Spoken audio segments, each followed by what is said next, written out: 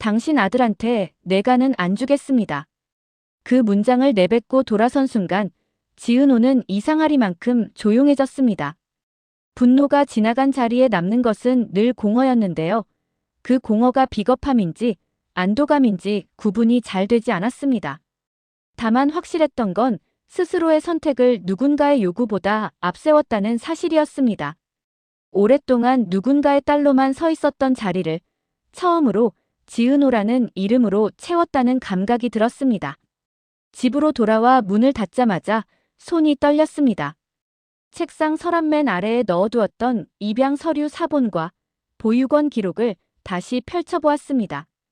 잉크가 번진 날짜, 담당자 도장의 흔들림, 한 구석에 남겨진 점 같은 얼룩까지 눈에 박혔습니다. 그 서류들을 볼 때면 늘 두 엄마가 겹쳐 보였는데요. 오늘은 달랐습니다. 두 사람의 얼굴 위에 자신의 얼굴이 겹쳐졌습니다. 그래서 마음을 다잡듯 작은 메모를 썼습니다. 나는 벌을 주려고 산 사람이 아닙니다. 살아내려고 사는 사람입니다. 다음 날 오전, 병원에는 두 가지 소식이 동시에 돌았습니다. 하나는 윤리위원회가 지은호의 자필 거절 의사를 공식 확인했다는 공지였고, 다른 하나는 고성희의 과거 진료 기록 중 누락된 부분이 추가로 접수됐다는 보고였습니다. 공지는 건조했습니다. 그러나 공지를 읽는 사람들의 표정은 건조할 수 없었습니다. 병동 어딘가에서는 강요 아니었냐는 수군거림이, 다른 어딘가에서는 딸이 자기 인생을 지키는 거다라는 옹호가 엇갈렸습니다. 말은 사람을 대신해 움직였고 말이 멀리 갈수록 진실은 쉽게 소문에게 자리를 내주었습니다. 고성희는 하루 종일 의자에 앉아 있었습니다. 계획했다는 지은호의 말이 머릿속을 떠나지 않았습니다. 억울하다고 말하고 싶은 마음과 억울함이 무슨 의미가 있냐는 체념이 번갈아 찾아왔습니다. 저녁 무렵 그녀는 서랍을 열어 진료 기록, 누락 관련 소명서를 꺼내 다시 읽었습니다. 약물 처방 오류, 기록 통합 실패, 그 당시 본인이 이 일을 제기하지 못했던 사유까지 적혀 있습니다. 그녀는 그 종이를 들고 윤리위 비공개 면담실 문을 두드렸습니다. 숨지 않겠습니다. 제 기록부터 정리하겠습니다. 그 말은 누구에게도 화려하지 않았지만 적어도 그녀 자신에게만큼은 처음으로 온전한 선택이었습니다. 김순희는 달랐습니다. 싸움은 끝나지 않았고 그 싸움의 첫 번째 상대를 제도로 정했습니다. 그녀는 병원 법무팀과 대면해 보호자 참여 범위, 정보 열람 권한, 공여자 심리 안전 절차를 조목조목 확인했습니다. 그녀는 크게 목소리를 높이지 않았습니다. 대신 문장을 정확히 골랐습니다. 제 딸은 이미 거절했습니다. 그리고 그 결정이 흔들리지 않도록 절차가 방패가 되어야 합니다. 마지막 말에선 손끝이 떨렸지만 눈빛만큼은 단단했습니다. 그 시각, 이지혁은 사람 중심 파일럿을 둘러싼 외부 공격을 막아내고 있었습니다. 이미지 마케팅이라는 비아냥이 기사 제목이 되자 그는 기사에 반응하지 않고 현장 사진과 데이터를 정리해 AP 내부 포럼에 조용히 올렸습니다. 시설의 동선이 바뀐 뒤 야간 낙상 빈도가 얼마나 줄었는지, 보호자 쉼 공간이 생긴 뒤 불만 민원이 어떻게 꺾였는지, 아이들 미술치료 스케줄이 마음의 안정곡선과 어찌 겹치는지를 수치로 보여줬습니다. 진심은 말로 증명되는 게 아니라 반복되는 일상으로 증명됩니다. 그 한 줄을 마지막에 적었는데요. 누구에게 설교하듯 쓰지 않고 스스로에게 다짐하듯 썼습니다. 저녁에 병원 앞에서 마주한 지은호와 이지혁은 많은 말을 하지 않았습니다. 서로의 얼굴만 확인해도 충분한 날이 있었습니다. 잠깐의 침묵 끝에 지은호가 먼저 말했습니다. 오늘 하루는 제가 저를 지켰습니다.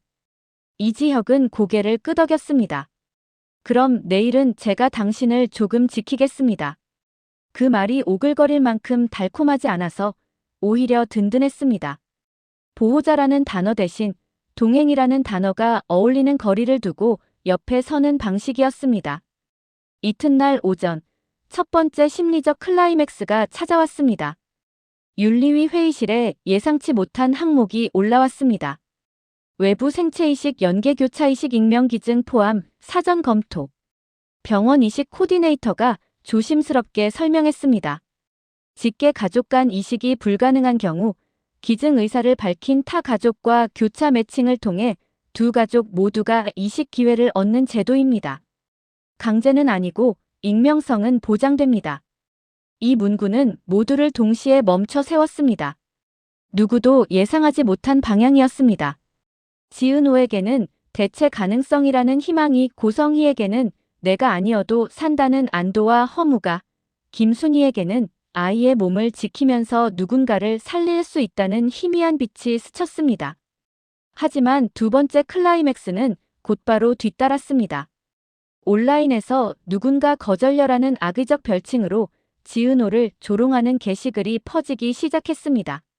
엄마가 울어도 철벽 같은 문장이 스크린샷과 함께 돌아다녔고, 누군가는 과거 고성희의 인터뷰 일부를 자르고 붙여 계획된 접근이라 확정하듯 몰아갔습니다. 박성재가 모니터링 자료를 보내오며 대응 절차를 안내했습니다. 법적 경고합니다. 동시에 병원과 함께 공여 강요 방지 크유앤드어를 냅니다. 여론 프레임을 거절 비정이 아니라 자기 결정 존중으로 바꿔야 합니다. 문장 하나를 고칠 때마다 세 사람의 심장 박동이 동시에 바뀌는 것 같았습니다. 그 사이 고성희는 조용히 지갑에서 낡은 사진 한 장을 꺼냈습니다. 잃어버린 날 시장 앞에서 찍었던 사진입니다. 흐릿한 아이의 뒷모습과 그 아이에게 손을 뻗는 자신의 그림자가 포개져 있었습니다. 그녀는 사진을 접어 봉투에 넣었습니다. 그리고 메모를 덧붙였습니다. 나는 엄마였고 엄마로 실패했습니다. 하지만 이제는 실패를 숨기지 않겠습니다. 그녀는 그 봉투를 김순희에게 건넸습니다. 김순희는 오래 봉투를 바라보다 천천히 고개를 숙였습니다. 이제 서로 상처로 협박하지 말고 상처로 연결해봅시다. 말끝이 떨렸지만 그 떨림이 다리를 놓았습니다. 세 번째 클라이맥스는 제도적 반전에서 나왔습니다. 병원 기록팀이 보육원 창고에서 추가로 발견된 서류 묶음을 정리해 윤리위에 보고했습니다. 그 속에는 실종 당시 보호자 확인 실패에 따른 혈액형 미확정 메모와 임시보호 중 폐렴 치료 소견이 들어있었습니다. 이 소견은 현재 고성의 아들의 상태와 연관된 감염 이력과 겹치는 부분이 있었고, 외부 익명 기증 매칭 시 감염 위험도를 조정할 수 있는 근거가 됐습니다. 즉, 지은호가 아니어도 가능한 경로가 제도적으로 열렸습니다. 하지만 윤리위 의장은 마지막에 이렇게 덧붙였습니다. 이 모든 검토는 환자 공여자 보호를 위한 것이며 가족 간 화해를 대신하지는 않습니다. 그 말이 회의실 공기를 눌렀습니다. 제도는 길을 열 수 있지만 살아갈 사람들의 마음까지 정리해주지는 못했습니다. 그날 밤 이지혁은 AP 내부 포럼에서 한 통의 메시지를 받았습니다. 파일럿의 데이터, 본계약 평가에 반영합니다. 다만 언론 프레임이 걱정이네요. 그는 간단히 답했습니다. 현장에서 하루 더 살펴보겠습니다. 내일은 병원과 커뮤니티 하우징을 연결하는 동선 파일럿을 열겠습니다. 답장을 보내고 휴대폰을 내려놓자마자 머릿속에 지은호의 문장이 떠올랐습니다. 돌아가더라도 결국 닿아요. 그는 그 말을 건축도면 귀퉁이에 적었습니다. D2 to arrival. 돌아감으로써 도착하는 방식. 그의 설계가 처음으로 문장과 정확히 맞아떨어지는 순간이었습니다. 다음 날 아침, 세 사람은 한자리에 다시 모였습니다. 윤리위가 교차이식 사전 등록 안내문을 가져왔습니다. 익명 비강제 상호동의. 세 줄의 원칙만큼은 선명했습니다. 지은호는 안내문을 조용히 접었습니다. 저는 제 몸을 지키겠습니다. 대신 누군가가 살 수 있는 길을 함께 찾겠습니다. 김순희가 숨을 길게 내쉬었습니다. 좋습니다. 그 선택을 제가 지키겠습니다. 고성희는 눈을 감았다가 떴습니다. 고맙습니다. 그리고 미안합니다. 세 사람의 말이 서로의 등을 떠밀었습니다. 한 사람의 승리도 패배도 아니고 그저 오늘을 건너가게 하는 합의였습니다. 오후가 기울 무렵 작은 행사가 열렸습니다. AP 파일럿 현장에서 지역 어르신들과 아이들이 함께 벽화를 채색했습니다. 지은호가 기획한 기억의 색채 일정표 첫날이었습니다. 손들이 바빠질수록 말은 느려졌고 말이 느려질수록 마음은 천천히 맞춰졌습니다. 색을 조금 섞어볼까요? 지은호가 조심스레 권하자 한 어르신이 대답했습니다. 섞고 나면 처음 색은 없어지는 줄 알았는데 더 깊어지더라고요. 그 말이 모두의 등에 스며들었습니다. 섞여서 사라지는 게 아니라 섞여서 깊어지는 것. 오늘 하루를 설명하는 가장 간단한 은유였습니다. 해가 완전히 져갈 때쯤 박성재가 다급히 전화를 걸어왔습니다. 악성 게시글, 최초 유포 계정 확인했어요. 명신 쪽 하청 PR라인에서 시작됐습니다. 병원과 공동으로 공식 대응 들어가요. 말투는 차분했지만 결정은 빠르고 단호했습니다. 이 싸움은 인물들만의 감정 싸움이 아니었습니다. 제도와 시장, 윤리와 홍보가 얽힌 복합 전투였고 그 복합성을 제대로 상대하려면 감정만으론 부족했습니다. 사실과 원칙, 그리고 지구력이 필요했습니다. 밤이 깊자 병원 복도의 불이 하나둘 꺼졌습니다. 창문에 비친 세 사람의 그림자가 겹치다 흩어졌습니다. 지은호는 짧게 속삭였습니다. 오늘은 여기까지였으면 합니다. 김순희가 답했습니다. 내일은 내일의 마음으로 합시다. 고성희가 아주 낮게 덧붙였습니다. 그래요. 내일은 내일의 용기로. 엔딩은 조용하지만 단단하게 닫힙니다. 화면에는 세 개의 알림이 동시에 뜹니다. 윤리위 교차이식 사전 등록 완료, AP 파일럿 중간평가 일정 통보, 법무 악성 유포 행위자 법적 절차 개시. 알림 세 줄이 세 사람의 삶을 서로 다른 방향으로 끌어당기지만 그 끌림이 이번엔 찢어지지 않습니다. 마지막 컷. 지은호의 메모장에 한 줄이 추가됩니다. 나는 오늘도 나의 몸과 마음을 내가 선택했습니다. 그리고 그 선택으로 누군가가 살 수 있다면 더 좋겠습니다. 펜 끝이 멈추고 숨이 고르게 놓입니다. 결과는 아직 오지 않았습니다. 하지만 오늘 하루의 선택은 충분히 완성되어 있었습니다. 다음 장면을 기다리게 만드는 여백만 남기고 불완전한 평화가 조용히 내려앉았습니다. 47일이라는 숫자가 적힌 달력을 바라보는 순간 지은호는 묘한 감정에 사로잡혔습니다. 아직 반도 지나지 않은 시간인데 이미 여러 번 마음이 뒤집힌 것만 같았습니다. 내가 올바른 선택을 한 걸까? 라는 의심도 있었고 적어도 오늘 하루만은 내가 나였으니 괜찮다는 위안도 있었습니다. 사람의 마음은 늘 하루를 기준으로 흔들렸습니다. 그날 오전 병원 회의실에서는 윤리위 관련 후속 회의가 조용히 진행되고 있었습니다. 고성희는 조용히 앉아 있었고 김순희는 손등을 꾹 누르며 감정을 숨기고 있었습니다. 의료진은 차분하게 설명을 이어갔습니다. 교차이식 매칭 시스템에 우선 등록이 완료됐습니다. 통상 48주 내에 1차 가능성이 확인되지만 감염 이력 때문에 후보가 좁아질 수 있습니다.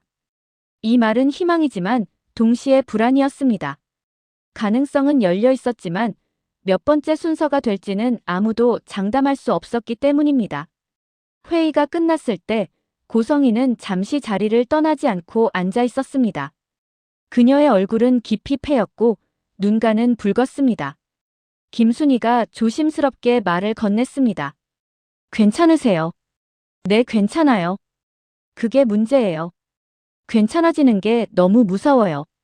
말끝이 떨렸습니다. 고성희는 괜찮다는 말이 포기처럼 들릴까 두려웠습니다.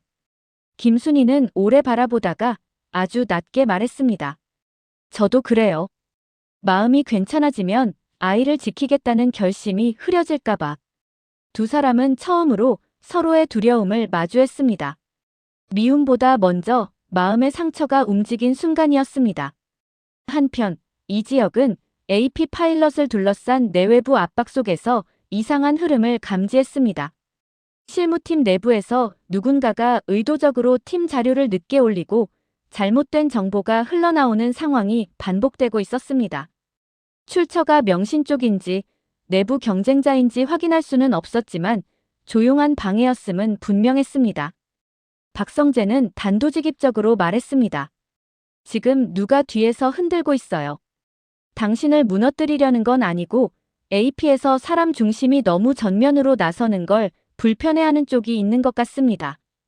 불편해도요. 우리 방식대로 갑시다. 그래요. 대신 정면 승부할 준비는 해야 합니다. 두 사람은 말은 적었지만 이미 오래 같은 길을 걸어온 동료처럼 자연스럽게 합을 맞췄습니다. 그 시각 지은호는 병실로 돌아와 메일함을 열었다가 잠시 숨이 멎었습니다. 간이식 거부녀라는 제목의 비난글이 또다시 퍼지고 있었고 이번엔 고성희 아들의 상태가 함께 언급돼 있었습니다. 누군가는 죽어가는데 지은호는 예쁘게 살겠다는 거냐는 악성 댓글이 연달아 달려 있었습니다.